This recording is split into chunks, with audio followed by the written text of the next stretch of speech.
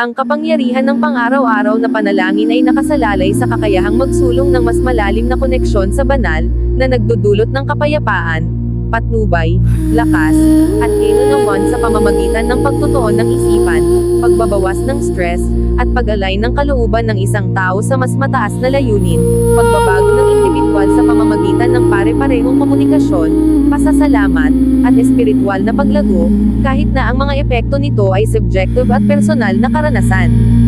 Isa itong kasanayan na nag-aalok ng emosyonal na regulasyon, pinahusay na kamalayan sa sarili, at direksyon, na tumutulong sa mga tao na mag-navigate sa mga hamon at linangin ang pakikiramay.